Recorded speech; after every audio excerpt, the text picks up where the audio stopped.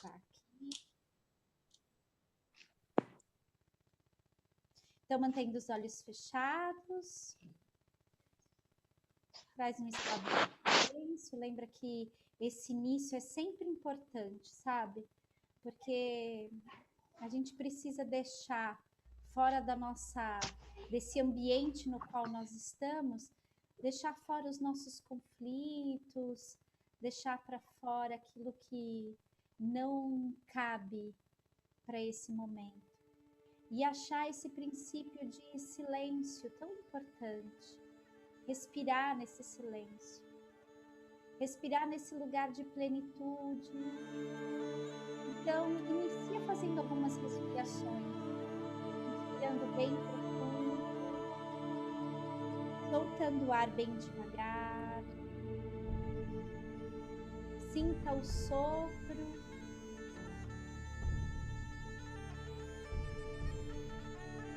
E a vida.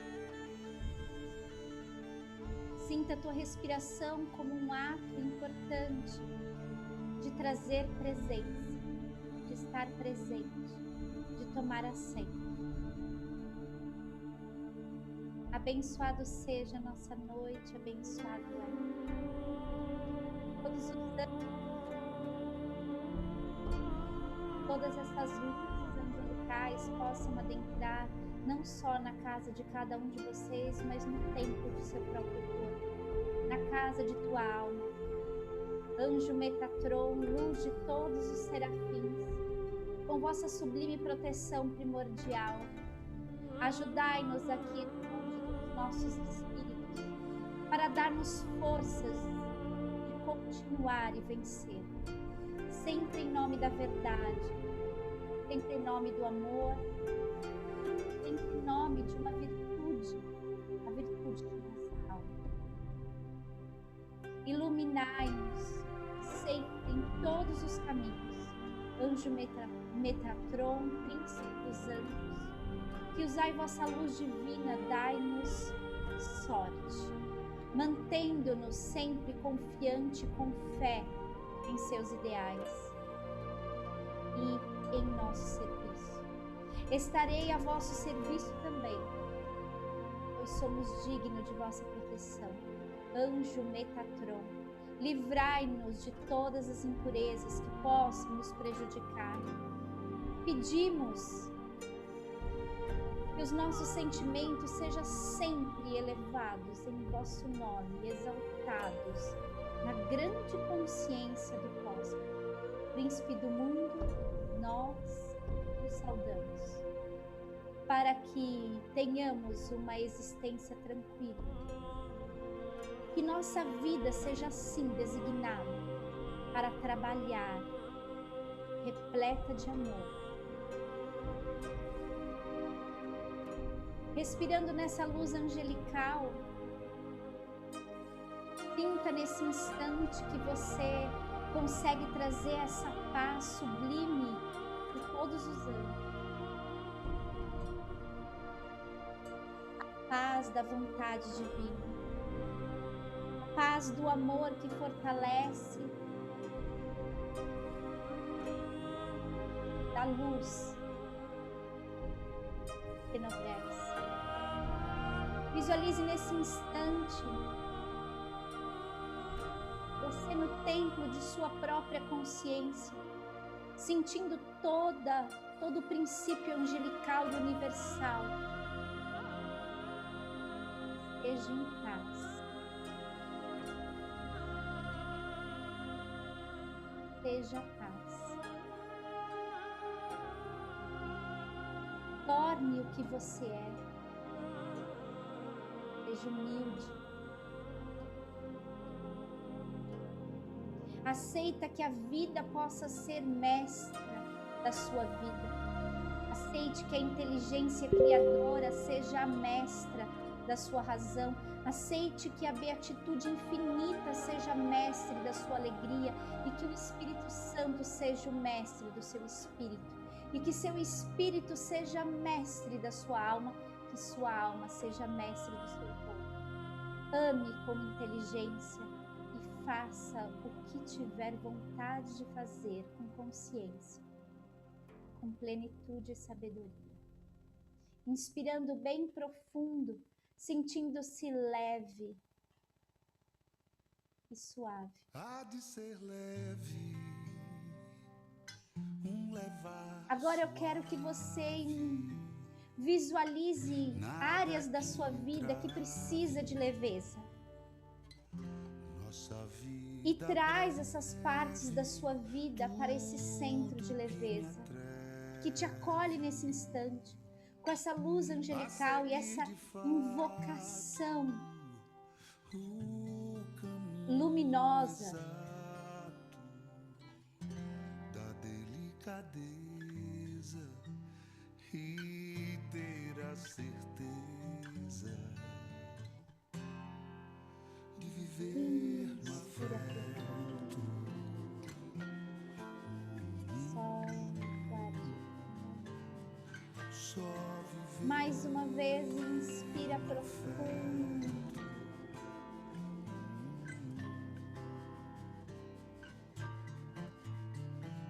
Solta. Há de ser leve, levar suave, nada que entrave. À medida que você agradeça, reconheça essa luz angelical em você, tua vida, em tua existência. A próxima inspiração.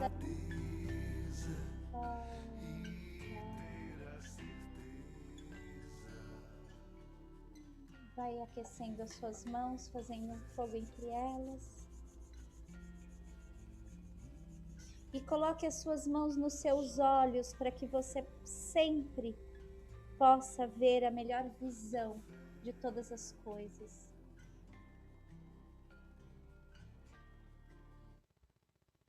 Inspira de novo, aqueça fortemente as suas mãos. Coloque as suas mãos sobre os seus ouvidos para que você possa sempre escutar o melhor ensinamento e, acima de tudo, saber interpretá-los.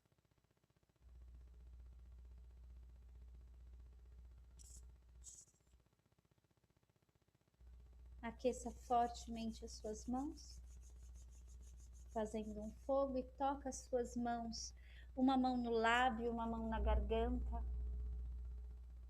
para que suas palavras sejam repletas de consciência. Inspira bem profundo. E a última vez, aqueça as mãos, colocando em seu coração, para que tudo isso, para que você veja, escute e fale, a partir do centro de seu próprio coração luminoso. Inspira de novo. Muito bom. Abrindo os olhos. Tá tudo bem, né, Lu? Conseguiu entrar, então tá tudo certo. Muito bom, muito bom. E aí, estão todos bem? Como ficamos da nossa último encontro, hein? É bom quando é também logo em seguida, porque fica aí movimentando, não tem tempo de descansar, né? Eu falei que eu ia trazer um resuminho, então eu anotei algumas coisas aqui importantes. Eu vou trazer esse resumo do que a gente, muito breve, só para a gente lembrar de onde nós partimos, né? Em que lugar nós partimos com o nosso barquinho e onde nós chegamos, né? Eu acho que é importante fazer esse lugar, essa jornada de olhar para isso. E aí eu quero depois abrir um espaço para escuta, enfim, caso vocês achem que é importante colocar algum ponto aqui. Então, o primeiro tópico que eu quero começar aqui é o nosso primeiro encontro. A gente trouxe uma frase importante, né? Eu comecei dizendo assim: uma de nós é como 1000 de nós, 1000 de nós é como uma de nós. E a gente falou muito da importância de entendermos o caminho o nosso caminho, a nossa jornada, mas acima de tudo, o nosso caminho juntas, né? Como é melhor caminhar junto do que caminhar sozinho, né? E a gente fez algumas perguntas importantes, eu não sei se vocês chegaram a responder, que é: qual a sua história? Qual a história que repetimos? Quais os eventos que sempre se repetem na sua vida? Na importância de você entender que quando há eventos que se repetem, lições que não foram aprendidas. Então a gente precisa olhar para isso. É importante que a gente olhe de volta para essas perguntas. Então, a gente entrou nas histórias dos nossos pais. Quem foi meu pai? Quem foi minha mãe? Quais são as histórias? O que reverbera de bom? E o que eu preciso perdoar, né? Então a gente olhou para o pai, olhou para a mãe, fizemos um exercício muito simbólico de integração dessa consciência. A gente olhou para a nossa história. Eu contei a história de Semiramis, né? Que todo mundo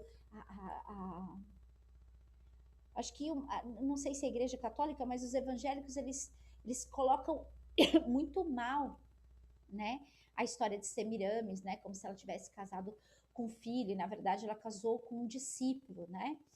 E é a importância da história dela. Eu peguei lá atrás a história dela e vim trazendo como fio até a história de Maria Madalena. Elas não têm parentesco, mas tem uma irmandade, assim como nós. Então foi como se eu quisesse pegasse um fio para você entender a importância de escrever a sua história. Eu não sei se você está escrevendo a sua história, mas se você não está escrevendo, comece a escrever sobre a sua história. E, acima de tudo, de você entender que você pode estar conectada a uma tradição milenar, né? Você pode não. Eu acredito que todas nós estamos conectadas a uma tradição milenar e a gente precisa descobrir. Então, quando eu conto a história de Semiramis, é também um impulso de você entender que a maioria das histórias bíblicas não se falam das mulheres, mas as mulheres teve um papel fundamental e importante, né? E será que você está conectado com uma dessas histórias? Então, quando você começa a entender isso, entender as suas histórias e tentar compreender, será que por trás disso eu estou conectado? Você deixa de dar peso à sua própria história do agora, né? As suas próprias dificuldades, porque você entende que você é muito maior do que o que você vive como dificuldade hoje, né?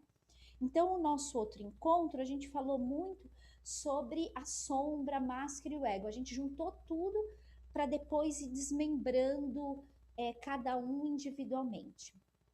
Uma das perguntas fundamentais foi: comece anotando qual sua maior dificuldade, o seu maior desafio, e o seu desafio. Seja um desafio que você está vivendo agora ou o desafio da vida, né? A gente falou muito sobre o desafio. Se eu não sei qual é o meu desafio, como eu posso escrever o meu roteiro? Como eu posso escrever o meu mapa, né? O mapa não é o território, mas eu preciso escrever meu mapa.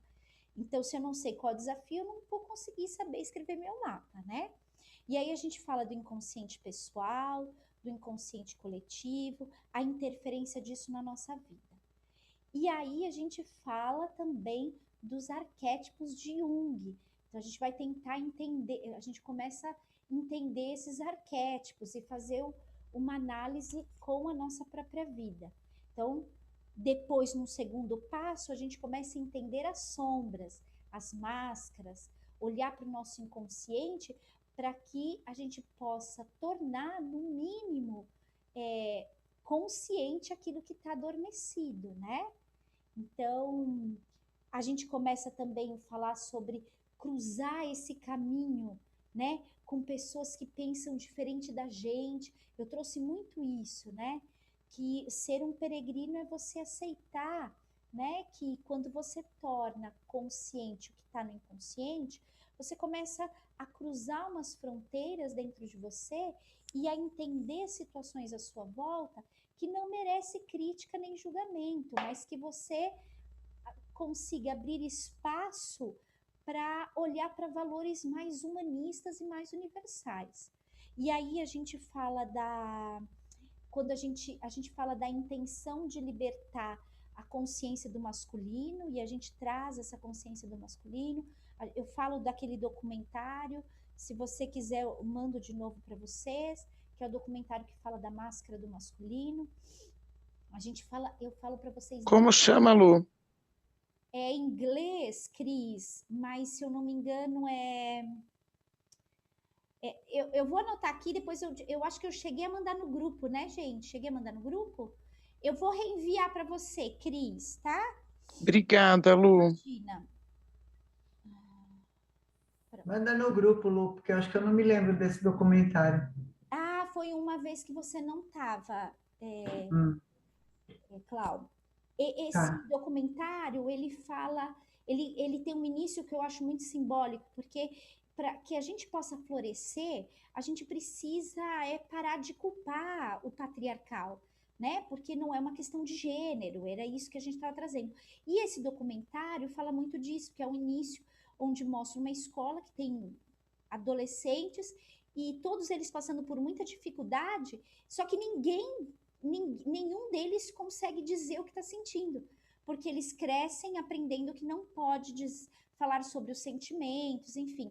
E dessa dor também, para a gente olhar da dor do masculino, né?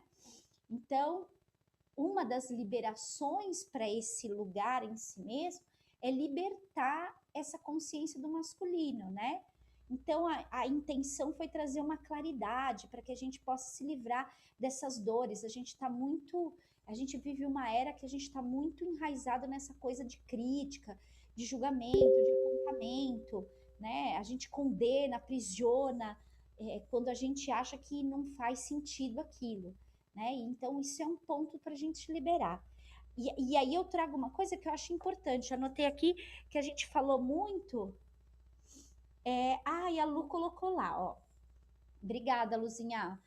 E aí a gente falou muito sobre a paz, que ela tem que ser um terreno fértil, onde a gente possa cultivar nossa prosperidade, nossa harmonia e tornar mais consciente esse lugar de passividade em nós, porque a gente vive num momento tão de reatividade que a gente não cultiva espaços de paz, nem no diálogo com o vizinho, nem no diálogo com a gente mesmo, né? Então a gente falou muito isso. E aí a gente aprofundou nos aspectos da sombra, declarada por Jung, tá? A sombra pessoal e a sombra impessoal. Então eu trouxe pergunta importante. A pergunta aqui é: onde estão os nossos medos? Onde estão os nossos traumas do passado? As decepções que nos envenenam? Onde estão os sonhos não realizados? Onde está a nossa indignação? Onde está a nossa raiva? Onde está a nossa fúria?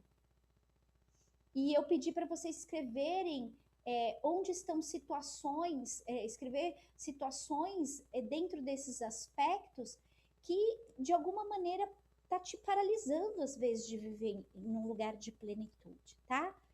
E eu falei muito da simbologia, que eu gosto bastante, da palavra simbólica, diablo, né?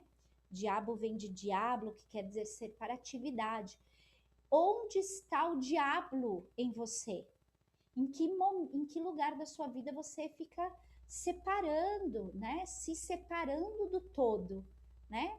Então, quanto mais você se coloca com o punho fechado diante de qualquer situação, você está fazendo o quê? Embotando sua sabedoria, né? Você está deixando de viver aquilo que é essencial.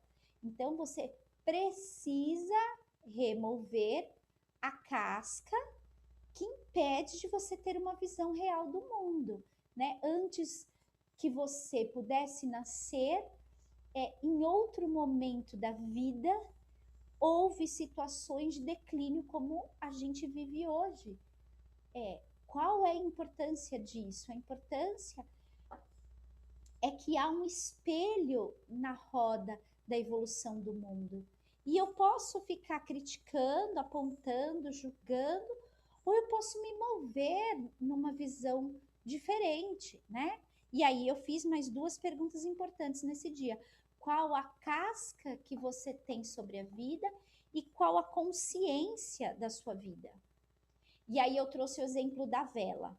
Então, eu falei para vocês, olhemos para a vela e uma vela ela pode iluminar tudo que está nesse plano em cima da mesa, né?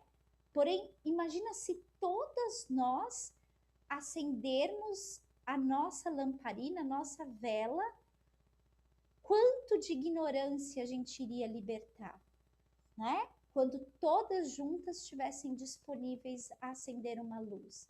Mas a maioria dos seres humanos está disponível a acender mais para a guerra, a ter a tendência de viver mais no conflito. Então, vale a pena reforçar isso, né? Aí eu pedi para vocês fazerem o exercício da carta. Lembra? Vocês escreveram e depois trocaram o nome e como foi difícil, né? Entender que aquele que você culpava, quando você põe o seu nome, era para você mesmo. E por fim, terminando por aqui, a gente falou do exemplo do Adão e da Eva, né? Que é... Como que eu falei? Adão culpa a Eva de ter comido o fruto proibido, Eva culpa a serpente, né? Então, a grande referência aqui não é eles terem comido o fruto proibido, é que a partir desse lugar, eles tentam achar um culpado. E é isso que a gente faz como indivíduo. Eu estou sempre tentando achar o culpado para aquilo que eu sinto que não é bom, né? E aí, eu fiz uma pergunta: você está preparado para se perdoar? Você está preparado para perdoar o outro? Né? A gente falou das máscaras do ego. Ou você é a vítima, ou o algoz, ou o herói. A gente está sempre conectado. O ego ele não é muito criativo, não.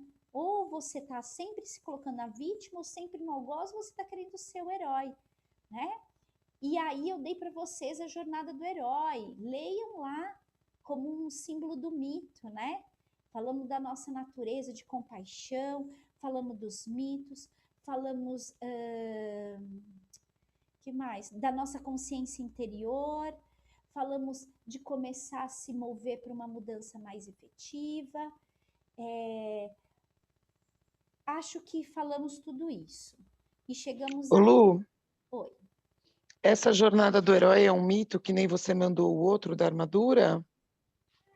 Exatamente. Quando você estava nessa aula, foi a aula passada, que eu Não, mas esse você não enviou a jornada do herói. Achei que você... Isso que eu estou te A perguntando. jornada do herói, na verdade, são histórias de são mitos em que o indivíduo ele passa por processos de... Ele tem etapas. Eu vou anotar aqui, eu vou trazer para vocês o passo a passo da jornada do herói, tá? Que eu não trouxe, achei que eu vou trazer para vocês. Por exemplo, o link que vocês, o PDF de vocês, que é o Cavaleiro e Armadura, ele é uma jornada de herói, né? Ele supera as suas dificuldades. Quando eu conto para vocês do Jonas e a baleia, ele é uma jornada do herói, né? Para o Joseph Campbell, o filme lá, Guerra nas Estrelas, é a simbologia da jornada do herói, assim como o ensinamento de Arjuna. Arjuna vive uma jornada de herói, né? Depois eu posso passar para vocês. Eu posso passar para vocês o caminho, né? As etapas da jornada do herói. A Samantha disse: hoje é o Dia Internacional da Paz. Sim, hoje é o Dia Internacional da Paz. Muito bom. Deu para entender até aqui esse resumão de onde vocês estavam? Bem resumidinho, né? Mais profundo que isso. E eu vou entrar hoje num tema que é bem ousado da minha parte. Então, Eu passei a semana estudando de novo, eu já tinha ouvido. Não sou exímia, não tenho aptidão total nesse tema, mas o pouco que eu sei eu quero passar, porque eu acho que ele é um olhar importante que vai dar um pouco mais de claridade onde nós estamos. Eu vou falar um pouquinho do Ken Wilber, muito brevemente, porque eu quero entrar nos setênios da antroposofia, tá? Mas Ken Wilber, ele fala muito de uma terapia integral, uma terapia humanista, que é feito pelos ciclos da natureza e reflete esses ciclos numa consciência do indivíduo.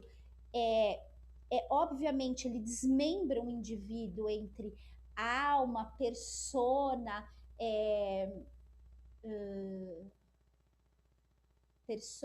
alma, esqueci o outro agora, mas enfim, quando eu lembrar eu falo para vocês.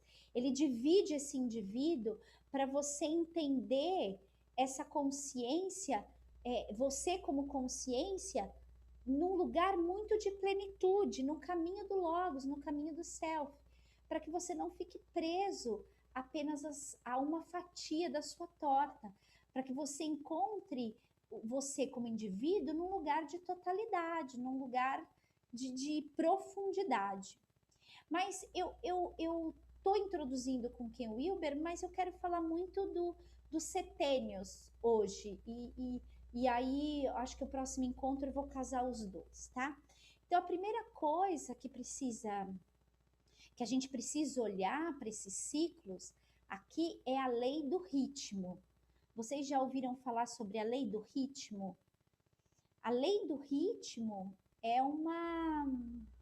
Eu gosto muito de uma frase, se alguém lembrar quem é o autor, você me diz, tá bom? Me perdoe ele, porque eu tô lembrando da frase, mas não tô lembrando quem escreveu, que é: seguir o ritmo é seguir com Deus. Então, para a gente começar a analisarmos os ciclos dos setênios, a gente precisa primeiro entender qual é o ritmo que eu estou seguindo, até porque a antroposofia, ela traz, na verdade, os setênios como um exemplo do próprio macrocósmico, né? Então, quando eu faço a pergunta, qual é o seu ritmo? Que ritmo é esse que você está seguindo na sua vida? E se você está conseguindo expressar os seus sentimentos em cada etapa da vida, com o ritmo que você está seguindo aí. Então como falamos alguns atrás, que Jung reconhecia no homem várias personalidades que ia se assumindo ao longo da sua vida, trocando constantemente. Acho que o Seu som áudio tá tá dando ruim. problema. O áudio tá ruim. Entrou um ET no... Tá meio esquisito. Deixa eu ver minha internet aqui.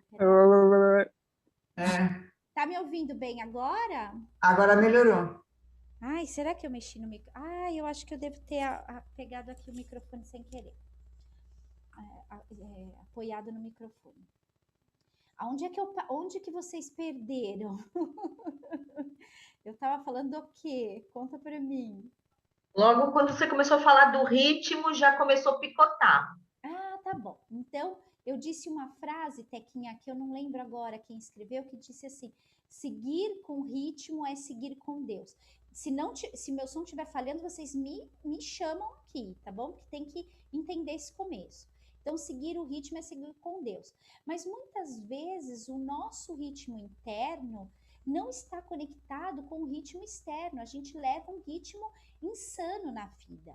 E a gente precisa entender e analisar nós mesmos para podermos entender que ritmo é esse, qual é o ritmo do meu corpo, para que eu consiga expressar os meus sentimentos em cada etapa da minha vida.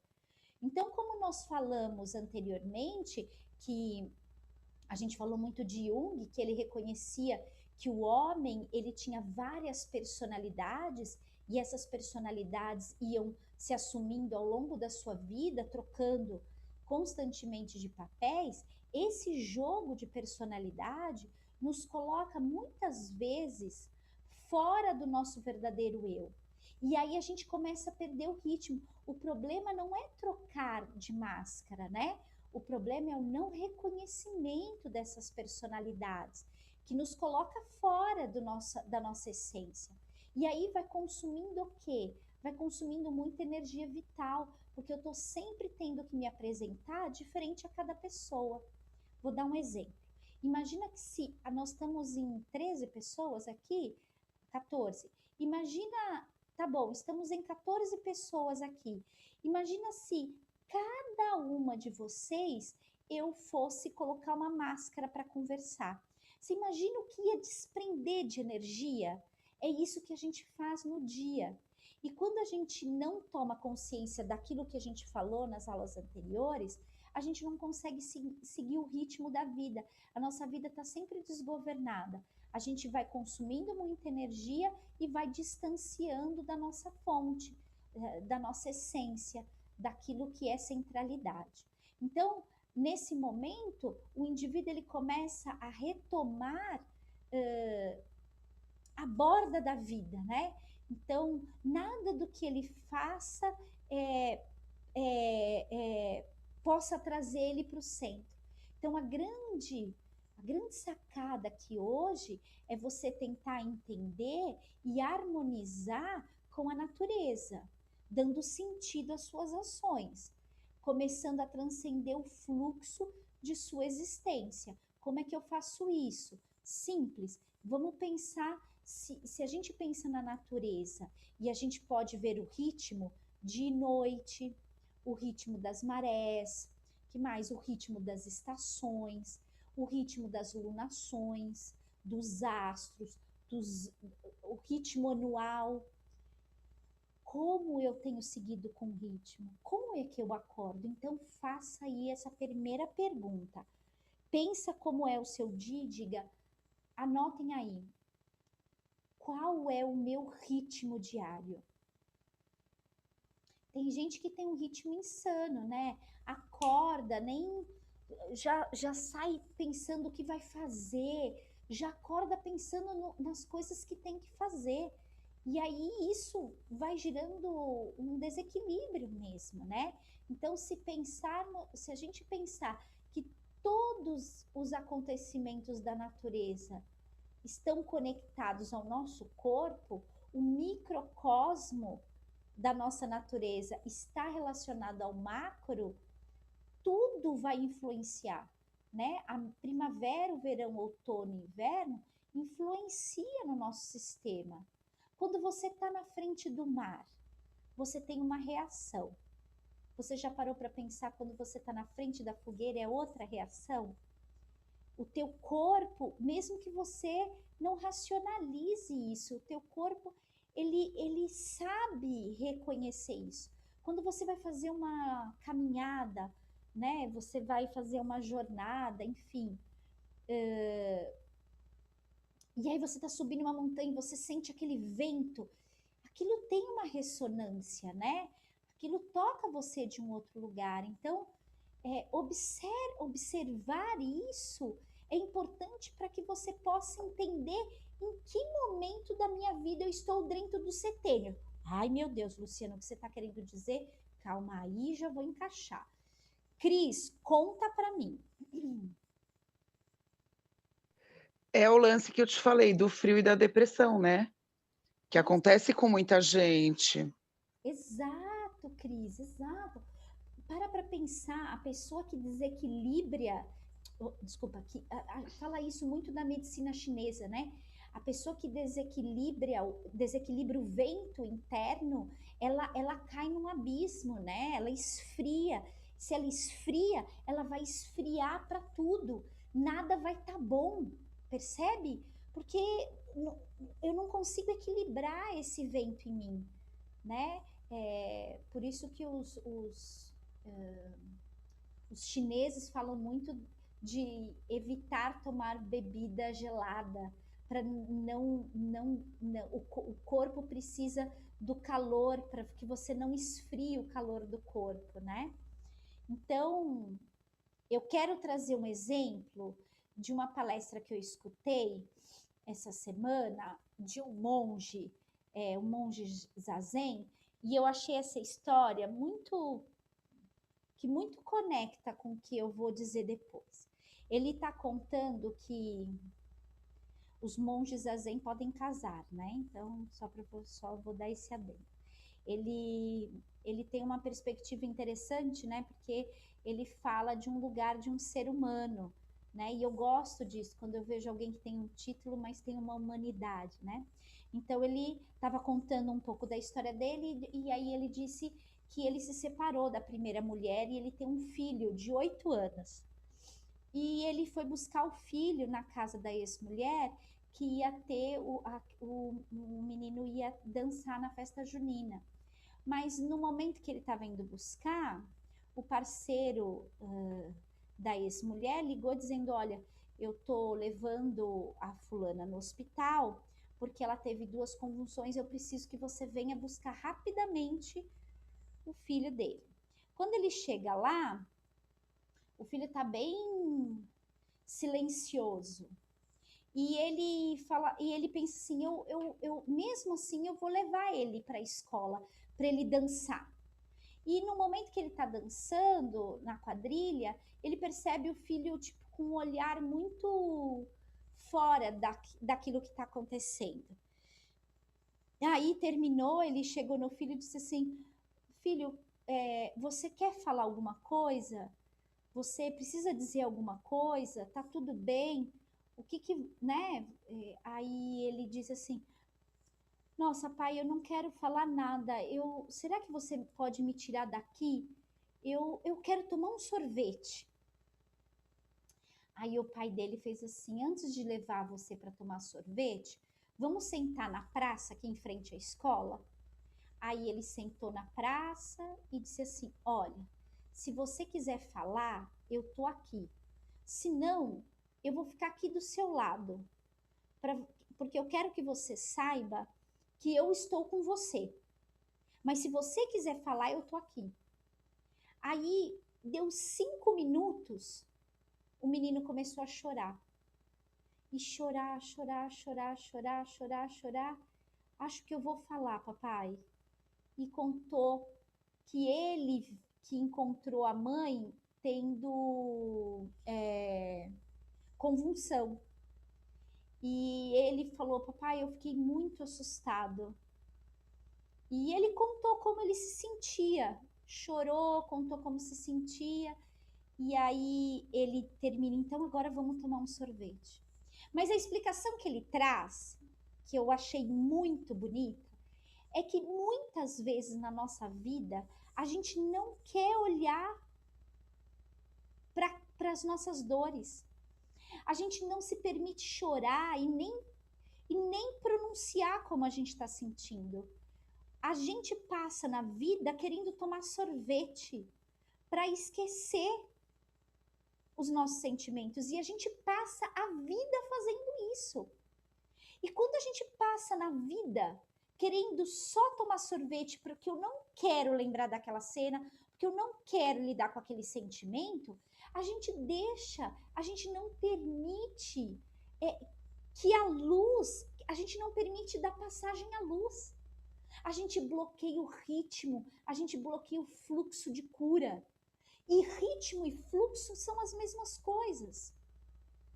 Então eu quero que vocês escutem esse ensinamento e traga para você, porque o nosso propósito aqui não é eu ficar trazendo conteúdo, mas que esses conteúdos possam permitir com que você fale, que não necessariamente possa ser para mim dentro desse grupo, mas que você consiga chorar e expressar os seus sentimentos, dizer as suas dores. Porque, como terapeuta, às vezes eu percebo isso, quando eu cutuco uma dor, o indivíduo se torna reativo a essa dor.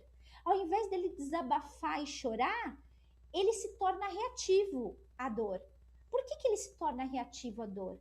Porque ele não quer olhar a dor, porque eu prefiro achar uma justificativa ao invés de deixar o fluxo, o ritmo da vida fluir em mim. E para que esse ritmo aconteça, eu preciso tocar nessas feridas. né? E o Setênio fala muito disso, que se você não permite viver as etapas da vida, é aquilo que eu falei no começo, né? No resumo, cenas vão se repetir porque você precisa aprender. Nossa, Luciana, eu nunca. Eu fiz uma pergunta importante no último encontro, hein, que eu não repeti aqui porque estava muito recente, que é qual é a mentira que você está contando para você, né? Antigamente, no início da minha profissão como terapeuta, alguém contava uma história, ficava indignada, falava, nossa, pensava, putz, por que essa pessoa tem que passar por isso? Hoje em dia eu já olho e já falo assim, ih, tipo, se a pessoa está passando por isso, ela está mentindo em alguma área, ela não está olhando alguma coisa, não é? A vida é plena de ritmo e abundância. Se você está passando por uma tragédia, é porque você repete padrão e você está mentindo. Em alguma parte do seu sistema, você está mentindo e não consegue liberar essa dor. Então, essa história é um pouco para você entender que você pode, respira fundo, sabe? E libera essa dor, libera esse ressentimento, deixa a vida fluir em você. Senão é como, eu gosto muito daquele símbolo, sabe? Um indivíduo preso num galinho no meio do rio. Tipo, ele não segue o fluxo do rio. Eu preciso me agarrar a esse galho. E aí, o que eu vou viver agarrado aqui? Fica agarrado um tempo numa coisa. Você tem dor muscular, você tem desconforto. Você não consegue se livrar disso. Você só vai se livrar quando você desapegar disso, né?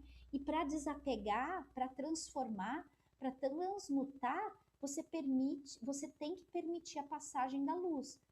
E o que te faz bloqueio? É não dizer sobre os seus sentimentos, sabe? É querer esconder e tomar sorvete. Então eu vejo na maioria das vezes esse nosso querer falar sobre a nossa dor, a gente ilusoriamente acha que, sim, eu não posso falar da minha dor porque pode ser que eu esteja me expondo. E é tão infantil esse lugar, sabe? Porque muitas de nós, a gente acha que para ser forte, a gente não pode desmaiar. Que infelizmente mostrar o que se sente coloca o indivíduo na crença de que ele pode ser frágil. Veja isso nas relações. A maioria das pessoas começa a se relacionar e elas dizem assim, nossa, eu tô apaixonada por essa pessoa. Ai, mas eu não posso dizer nada, né? Porque, sei lá, são 2 encontros. Se eu falar pra pessoa que eu tô apaixonada, a pessoa vai falar que eu sou louca. Tipo, a gente não diz o que a gente sente porque a gente tem crenças limitantes sobre isso. Ai, eu não posso dizer que eu amo fulano, porque, nossa, eu tô 7 meses com a pessoa, ele não disse nada, eu também não vou dizer. E assim a gente vai vivendo, sabe? A gente está muito preocupado em não querer se expor e não permite experienciar a própria vida.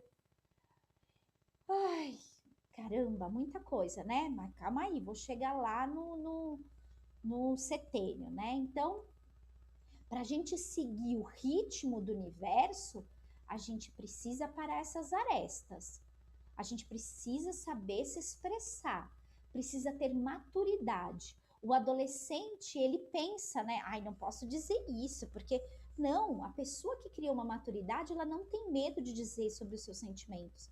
Ela não tem medo de dizer que ela é um ser humano, né? Então, eu estava vendo esse episódio, essa palestra, esse podcast desse monge, tipo, ele não tem nenhum problema em dizer que ele também é um ser humano, que ele fez muitas coisas erradas no casamento.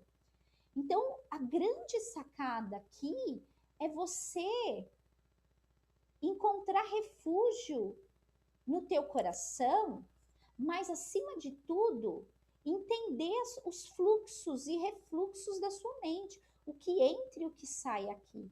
Esse é a grande sacada. O que eu ando produzindo? Sabe? O que eu ando pensando?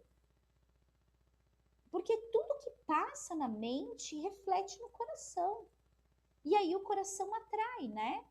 Então, uma coisa do Ken Wilber que eu gosto bastante, tem um livro do Ken Wilber que é bem caro, mas assim, para os terapeutas aí, a Lu, a Fabi, acho interessante até, que fala sobre esse olhar profundo, que é um argumento até de uma filosofia mais perene, que fala de se colocar imerso na grande cadeia do ser. Isto, nessa consciência de entender o indivíduo na matéria, no corpo, na mente, na alma e no espírito. Você não é só matéria, né? Você é corpo, lembra que eu falei a mente e o reflexo da alma e do espírito, né? Esse é seguir o fluxo, isso é seguir ritmo. Então, a gente precisa começar a compreender que dentro dessa grande totalidade chamada vida, a gente não pode excluir nenhuma parte de nós, né? Eu estava agora mesmo atendendo uma paciente e disse assim para ela, se você dá metade da fatia da sua torta para o trabalho, acabou, desequilíbrio. Aonde está a consciência da alma e do espírito? Aonde está a consciência do corpo? Aonde está essa consciência? Onde ficam as outras partes, né? Então, na antroposofia, né, que é fundada pelo filósofo Rudolf Steiner, ele fala muito sobre a teoria dos setênios. O olhar do setênio, na verdade, é um olhar do ritmo, né? Nada mais é do que o ciclo da existência humana.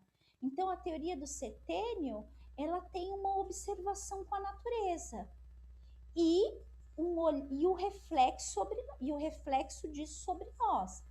Então, basicamente, se baseia em dividir as fases de 7 em 7 anos. Então, os setênios, eles vão demonstrando como você vai entendendo os ciclos da sua vida, em que ciclo você está, em que estação você está.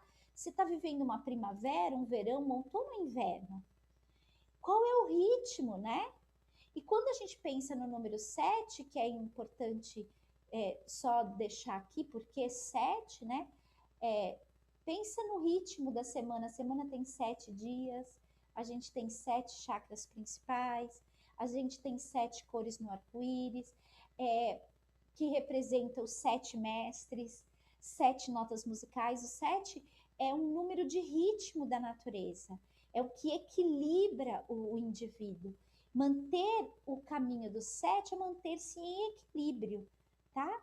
Então, assim, se você vive num ritmo saudável, você vai começar a passar a entender as fases da sua vida e desfrutar essas fases com mais consciência. Só que muitas vezes a gente até passa, né, do ciclo, né, porque é uma questão cronológica de idade, mas muitas vezes a consciência não vai junto.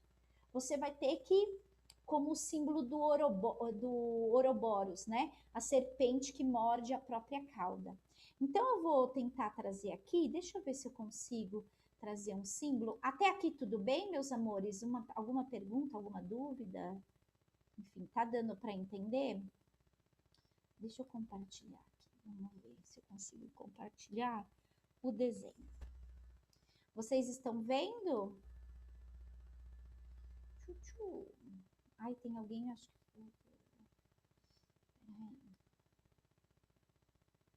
Estão vendo aqui, meus amores?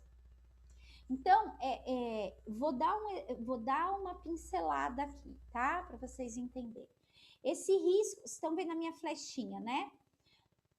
Esse risco azul aqui, ele está correspondendo à subida da espiritualidade. E aqui é o ciclo da vida mesmo, né? Você começa no teu pico máximo e depois, obviamente, você vai descendo. Então, o que eu quero que vocês anotem aí?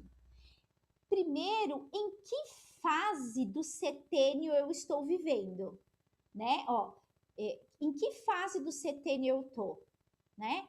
Então, vamos lá. A pessoa que tá aqui, 28 e 35 anos, ela está numa fase da integração do masculino com o feminino. O que isso representa? Autoafirmação, amadurecimento psíquico, é uma pessoa que ela está querendo questionar, se organizar no mundo, né? Ela começa a conquistar o seu lugar no mundo, tá? Então, isso é uma base. Cada fase de 7 em 7 está conectado com os 7 ciclos da vida do indivíduo. Porém, esses desenhos representam a máxima das estações, né? Primavera, verão, outono e inverno. Então, primavera... eu tô fazendo com o dedo achando que vocês estão me vendo. Primavera, verão, outono, e a partir dos 63 você começa a viver o inverno, tá? Então, eu quero que vocês também anotem aí. O que eu tô vivendo? Eu tô vivendo a primavera. Tem alguém aqui até os 21 anos? Primavera. Crise de identidade. É o momento que começa a crise da identidade. Daqui a pouco eu vou falar especificamente de cada estação. E essas do 21 ao 42 é a fase de verão, né? A gente fala que é a fase onde acontece a crise da autenticidade e a crise dos talentos. Será que é isso mesmo que eu devia estar fazendo, né? A crise de autenticidade na verdade, começa aos 42, que é nessa fase aqui, normalmente as pessoas elas mudam de profissão, a partir dos 42 elas mudam de profissão, elas começam a ver a vida de um outro lugar, tá? É a fase onde quer fazer o que é essencial da vida, sabe? Ela começa a ter uma nova visão sobre o mundo e ela começa a se tornar mais sábio. Então, tem um autodesenvolvimento. Tá vendo que aqui cresce uma espiritualidade, há uma perda não é uma perda total, mas como a pessoa ela tá no verão, né? E ela precisa de um amadurecimento psíquico, então a espiritualidade ela tende a ficar mais silenciosa, digamos assim. Mas aos 42 ela já começa a subir novamente. E aí ela vai subindo. A grande e interessante sacada aqui, né? Primeiro aqui, ó, o mundo é belo, né? O mundo é bom, belo e verdadeiro. Então, essas 3 frases, vamos pensar que dos 14 aos 21, você teve um trauma, uma ruptura, e o mundo para você não é mais verdadeiro. Você não tem mais confiança, você não se sente mais confiante. Então, o que acontece nesse lugar quando isso acontece? Não é que você não vai passar para os 21, porque isso é cronológico, você vai fazer 21 anos, você vai fazer 22, 23, não é isso. Mas é que isso que não foi vivido aqui, é como se você fosse acumulando para cá. Isso que não é vivido aqui, vai acumulando para cá. E é como se essa curva aqui tomasse um peso maior, sabe? A estrutura da vida toma um peso maior, tá? Deu para entender isso? Deixa eu achar uma outra aqui importante. Anotem aí, que eu quero que vocês olhem para isso. Em que estação você está vivendo? Alguém mandou uma perguntinha aqui. Qual é o livro que eu falei do Ken Wilber? Eu já pego, Lu, tá aqui do meu lado, tá? Já te passo. Aí, eu quero trazer esse outro aqui para vocês entenderem.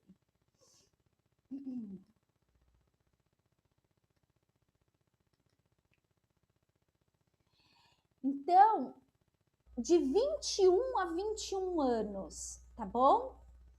Nessa fase aqui de 21 anos, você está... É a maturação física. O que isso quer dizer? Esses 21 anos primeiro. A vida está te dando muito. Então, você está vivendo, né? Os 21 primeiros anos, a vida te dá. Depois os próximos ciclos de 21, você tem que dar para a vida. Então, mas pode ser que você fale assim, nossa, Luciana, eu ainda tô querendo muita coisa que a vida me deu, eu ainda não consigo contribuir. Não tem problema. Lembra que eu falei lá atrás? Pode ser que você esteja carregando uma consciência que não foi experienciada e que está sendo experienciada. A gente percebe muito, assim. Eu falo. Outro dia eu estava conversando com uma amiga minha, falando algo que para mim é fundamental, que todos nós, muitas vezes a nossa cronologia não está conectado com a nossa idade mental. Que a cronologia e a idade mental não estão iguais. Então, fica com isso que eu quero que vocês pensem, que assim, qual é, se eu tenho 40 anos de idade e a minha cronologia, a minha idade emocional não corresponde a uma mulher de 40, tem alguma coisa que está desbalanceada, eu preciso amadurecer aqui. Às vezes eu tenho 40 anos, 40 anos e o meu aspecto da vida profissional, ela é uma pessoa de 20 anos. Tipo, putz, não consigo, não tenho pulso, não tenho vontade. Tipo, tem um desequilíbrio. Todo mundo tem um desequilíbrio, tá bom? Ninguém vai se safar dessa. A pergunta aí que eu quero que vocês olhem é qual e aonde está esse desequilíbrio? Se a minha idade cronológica é de 50 e a minha maturidade cronológica para lidar com as emoções é de 18, eu preciso achar onde foi que eu me perdi naquele caminho dos setênios, tá? Se vocês acharem que é muita informação, vocês me cortam, tá? Porque às vezes pode ser que eu esteja exagerando e ficou muita coisa. E por fim, deixa eu mostrar essa outra tela aqui, que é... Tá, aqui, ó. Então, só para vocês tentarem entender de um outro lugar, assim. Então, os 3 primeiros é basicamente aquilo que estava falando na outra, mas só que de uma forma mais fácil de visualizar. Que as 3 primeiras fases da vida é fases de aprender. As outras 3 é fases de lutar. E as outras 3, você precisa se tornar sábio. Então, observa que esses 3 cones, aos 21, 28 e 42, que são as crises, uma das 3 principais crises, elas podem ser um impulso para aumentar a sua propulsão para as fases seguintes. Ou ela simplesmente pode te paralisar. Essa é a palavra, tá? Então, primeiro tem um senso que é moral, um senso estético, um senso crítico, que é a fase da adolescência. Aí, dos 21 em seguida, é uma visão de buscar o seu lugar no mundo, uma visão de qual é a minha tarefa, né? Aí depois você vai pensando nos 30 e pouquinho, é uma visão de como é que eu vou conquistar meu lugar no mundo, né? Há uma racionalidade, um impulso, né? Eu gosto muito desse arquétipo, que é o arquétipo do centauro e o arquétipo do cavaleiro, né? E depois, quando você se aproxima dos 42, o arquétipo é do andarilho. Acho lindo isso, porque será que eu tô nesse lugar? Que lugar, né? Será que eu tô respeitando essas etapas da minha vida? Né?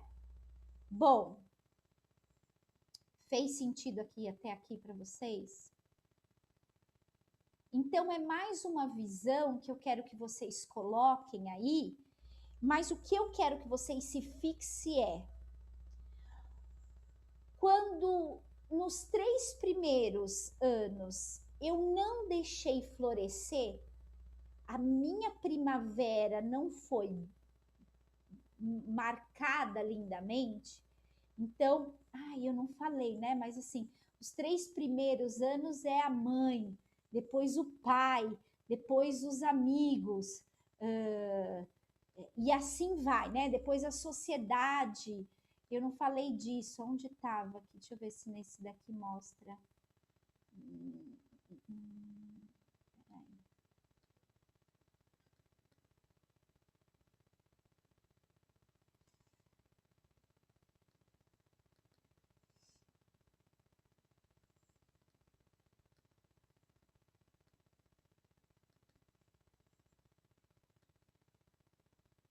Aqui, ó. Primeiro, você é da mãe. Depois você é do pai. Depois você é do amigo. Depois você é do trabalho. Depois você é do chefe. Não tá aqui, mas era em algum coisa que eu não coloquei aqui. Mas aí é de 7 em 7 anos, né, Lu? tô pensando nos setênios, de 7 em 7 anos. A criança, quando ela faz 7, ela começa a ser do pai. Antes disso, ela é da mãe. Depois, depois os próximos 7, ela é dos amigos. Depois, ela é do chefe, né? Alguém que chefe no sentido alguém que se coloca num lugar de posição que para aquela pessoa é importante. Então, eu quero que vocês entendam assim, os 3 primeiros anos, será que eu floresci? Pensa aí na vida de vocês. Será que eu consegui florescer? A primavera é esse lugar de nascimento, que dá força na vida, que ela vai influenciar fases de ativação, né? Mas eu quero que vocês entendam que assim, Luciana, eu tô entrando na fase do inverno. O inverno não é algo ruim, né? A sabedoria celta diz que era no inverno que os grandes sábios se recolhiam para ter escuta. Assim também acontecia com os indianos.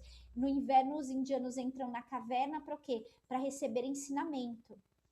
Só que eu não quero que você se prenda às estações do ano, e aí é uma visão celta agora, não antroposófica, se prenda somente às estações do ano dentro da cronologia da sua idade, mas que você também possa entender que se alguma coisa eu não deixei florescer, eu estou vivendo o inverno e eu não deixei florescer, é como se eu abrisse um espaço do inverno para viver essa minha. É como se eu entrasse num próximo ciclo. Primavera, verão, outono, inverno. Primavera, verão, outono, inverno. Tá bem? Porque a influência das estações do ano sobre nós está aí o tempo todo, né? Todo ano se repete os mesmos ciclos. Perguntas, dúvidas e compartilhar. Deixa eu abrir aqui.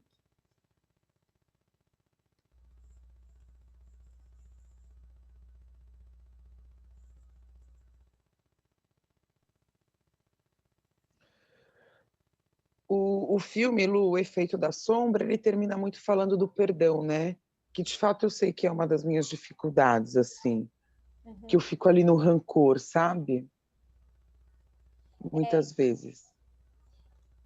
Sabe uma coisa, uma vez que eu escutei, eu acho que foi o Deepak Chopra mesmo que falou isso, que quando você perdoa alguém, você não está perdoando a pessoa, você está perdoando a si mesma, né? Que a gente tem a gente quando acha que vai perdoar alguém, mas como eu posso perdoar? Olha o que essa pessoa fez comigo. Você está libertando a si mesmo, né? Então eu acho que o perdão ele tem muito esse lugar. Antes de você liberar o outro, você está liberando a si mesmo, né? Eu tenho certeza que eu não chego no perdão porque eu fico na expectativa ainda, então eu não consigo nem chegar naquele lugar. Acho que ainda estou um passo antes até. Sim. Mas é aquilo que a gente falou, acho que no encontro passado, assim, eu não posso mudar o que as pessoas fazem comigo, mas eu posso mudar como eu recebo essas coisas. Como eu recebo isso. Exato. Isso não tem controle, você não tem controle sobre isso. Quando a gente se coloca no lugar de querer controlar essas situações, tipo, você diz uma coisa. Aí tinha uma frase que eu acho, não me lembro que artista disse, que era, eu tô numa fase da vida que eu não tô querendo ser aceita, né? E se a pessoa interpretar mal o que eu tô dizendo, tipo assim, eu não tô nem ligando. Eu acho que a gente tinha que chegar nessa maturidade, assim, de eu vou dizer o que eu penso, putz, e eu não quero mais me explicar.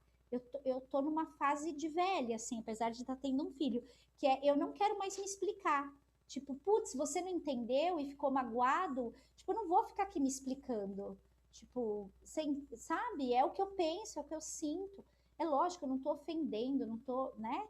Mas eu acho que isso é uma grande maturidade, de você não se preocupar mais com o que vão dizer sobre você. Porque vão dizer, sabe assim? Vão dizer. Então, tá tudo bem. Tipo, não tô preocupada, né? A Neuza deu uma risadinha, a Cláudia também. Acho que vocês estão muito nesse lugar, né? De, tipo, Totalmente, Lu, totalmente, é isso mesmo, porque você já fez tudo que você tinha que fazer, então é tão.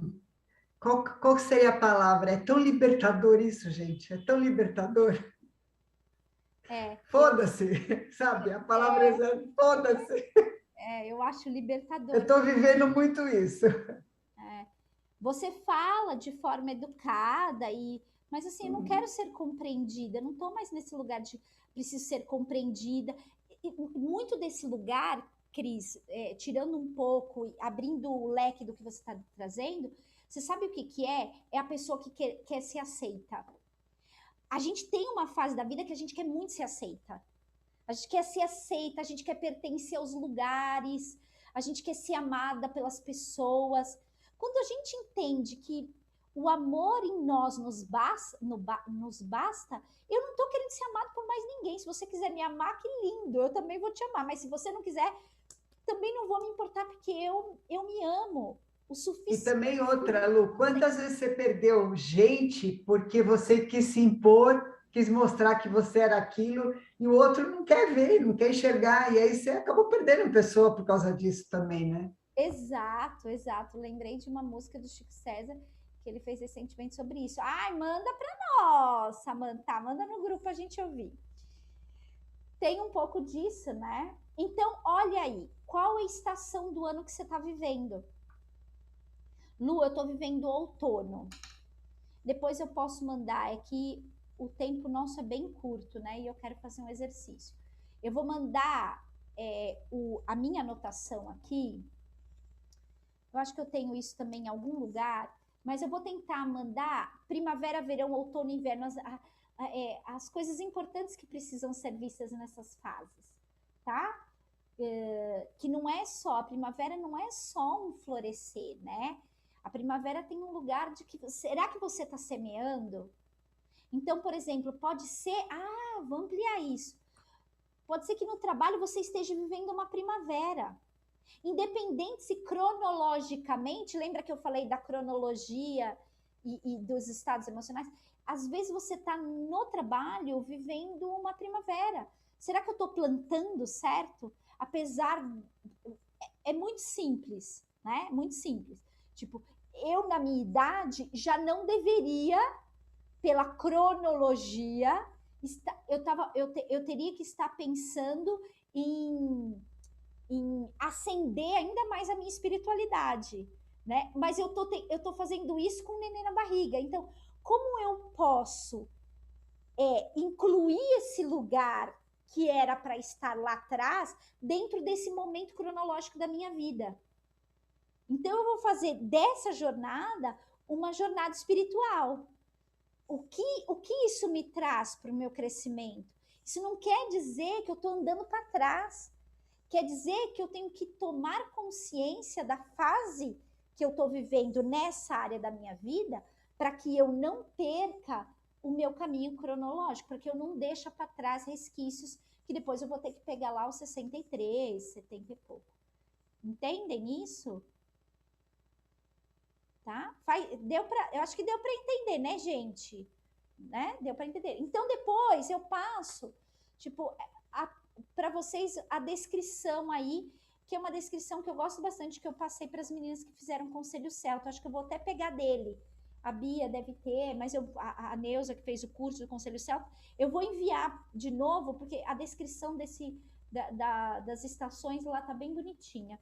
E aí eu envio para vocês e vocês vão analisando, tá bom?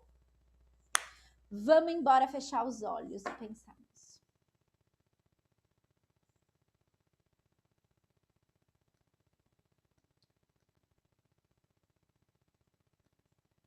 Então, inspirando bem profundo e soltando o ar muito lentamente. Vai se colocando naquele mesmo portal do início da prática, aquele portal angelical. Sente toda a esfera de luz em volta de você, tocando o teto, o solo e as paredes desse lugar.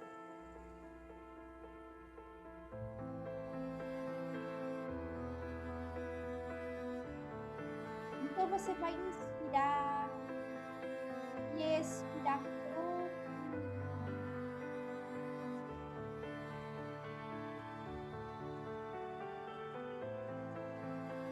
E você vai decretar, fazer um decreto. Então eu quero que, à medida que você sinta esse campo angelical, que você se coloque num lugar de segurança para você. Que pode ser um lugar que você já foi, um lugar que você já viveu um sonho, um lugar que você se sente confortável. Decreta agora, nesse lugar sagrado, que você vai viver uma nova realidade. Então repita mentalmente: eu decido ser feliz.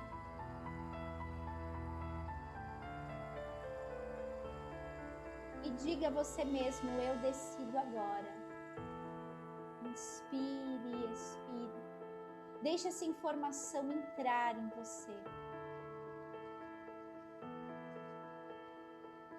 Tudo o que você vivenciou faz parte do seu passado.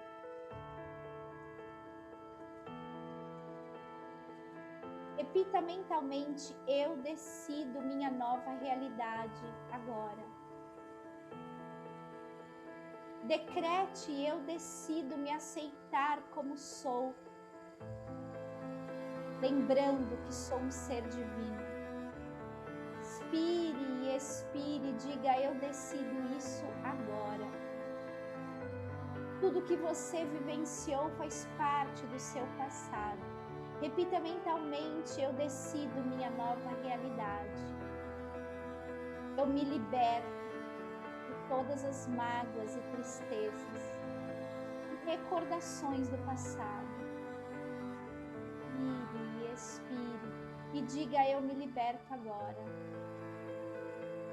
Tudo que você vivenciou faz parte agora do seu passado. Repita mentalmente: eu decido minha nova realidade. Eu me liberto de todas as crenças, permitindo que apenas meu ser decida o que é melhor para mim. Inspira e expira e repita mentalmente: eu me liberto agora. Tudo que você viveu faz parte do seu passado. Repita mentalmente: eu decido minha nova realidade. Eu me liberto de todos os hábitos e vícios que não me trazem felicidade. Pois respeitarei o meu corpo e o meu ser, colocando dentro de mim somente o que me faz feliz. Inspira e expire, diga mentalmente: eu me liberto agora. Tudo que você viveu faz parte do passado. Diga mentalmente: eu decido minha nova realidade. Eu me liberto de todos os medos, porque sei que não estou sozinho. Deus está comigo. E expire. Repita mentalmente: eu me liberto agora. Tudo que você vivenciou faz parte do passado. Repita mentalmente: eu decido minha nova realidade. Eu removo o medo e a preocupação de minha vida, porque eu sei que criei todas as soluções para a minha vida. E através da serenidade, minha mente, encontrarei todas as respostas. Eu removo agora. Tudo que você vivenciou faz parte do seu passado. Diga-me, eu decido minha nova realidade. Eu aceito a todos como são, lembrando que não vim para julgar nem criticar. Inspire, expire e diga mentalmente, eu aceito agora. Tudo que você viveu faz parte do seu passado. Então diga mentalmente, eu decido minha nova realidade. Eu me liberto de toda dor, porque entendo que isso não mais me pertence. Pois eu decido me amar e me aceitar, assim como amar e aceitar todo. Repita mentalmente, eu me liberto agora. Faz parte do seu passado. Diga mentalmente, eu decido minha nova realidade. Eu peço perdão. Eu fiz mal nessa vida e outras. Inspire, expire. Eu peço perdão agora. Tudo que você viveu faz parte do seu passado. Diga mentalmente, com força e poder, eu decido minha nova realidade. Coloque intenção, energia, fé, força e diga, eu perdoo a todos aqueles que me fizeram do mal, nessa vida e em outras vidas. Inspire e expire, diga, eu perdoo agora. Tudo que você viveu faz parte do seu passado. E diga, eu decido minha nova realidade. Eu me perdoo por tudo que fiz nessa vida e em outras vidas. Repita mentalmente, eu perdoo agora. Tudo que você viveu faz parte do seu passado. Diga mentalmente, eu decido minha nova realidade. Eu vejo o melhor de mim e de todos. Porque esse é o meu papel, ver sempre o melhor. Eu vejo o melhor de mim e de todos, porque esse é o meu papel, ver sempre o melhor. Repita mentalmente, eu vejo agora. Tudo que você viveu faz parte do seu passado. Repita mentalmente com toda a sua força, eu decido minha nova realidade. Eu decido que as opiniões dos outros são apenas opiniões, pois somente eu decido o que é melhor para mim. Inspire e expire e diga mentalmente, eu decido agora. Tudo que você vivenciou faz parte do seu passado. E por último, terminando essa sequência, diga, eu decido minha nova realidade. Eu agradeço a Deus milhões de vezes por ter me criado com tanto amor. Respire e diga, eu agradeço agora. Tudo que você viveu faz parte do passado. Diga, eu decido minha nova realidade. Eu sou um ser de luz e decido ser um farol de luz por gratidão àquele que me criou. Inspire e expire, eu sou agora. Tudo que você vivenciou faz parte do seu passado e diga, eu decido minha nova realidade. Eu honrarei a minha existência, dizendo, eu sou amor. Inspire e diga, eu sou amor. Inspire e expire e diga, eu sou paz. Eu sou paz. Inspire e expire e diga, eu sou felicidade. Eu sou felicidade. Inspire e expire e diga, eu sou abundância. Eu sou abundância. Inspire e expire. Eu sou próspero. Eu sou próspero. Inspire e expire. Eu sou fé. Eu sou fé. Inspire e expire. Eu sou luz. Eu sou luz. Mantenha assim por alguns instantes.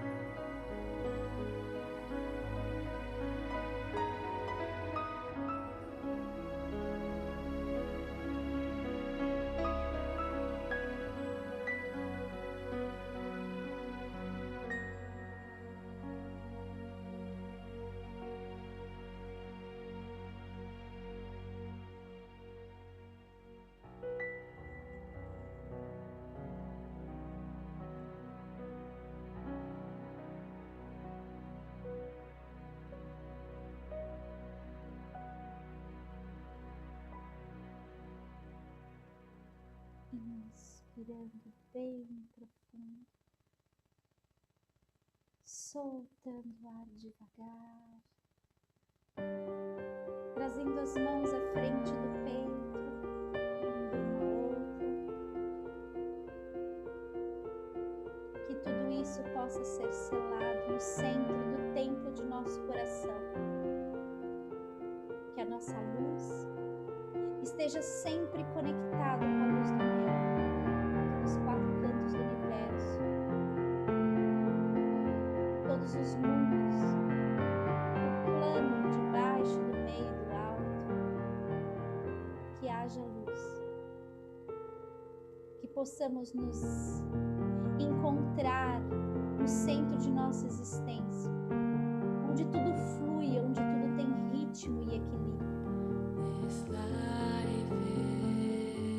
Possamos deixar a primavera, o verão, o outono, o inverno fazer parte da nossa jornada, nos despertando para a grande beleza que é estar vivo, não adormecer.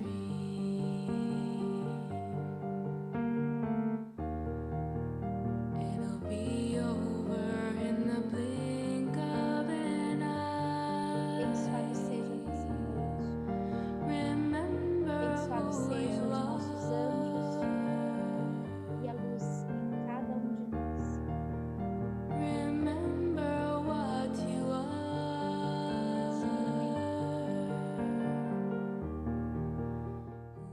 Solta o ar.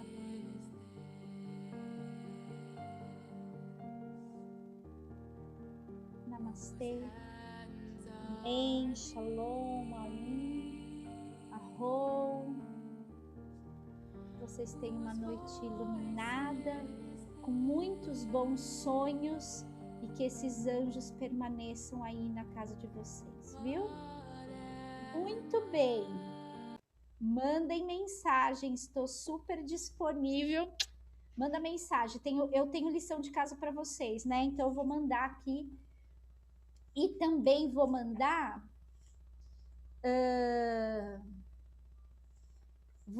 o teste desse livro, A Deusa Interior, tá?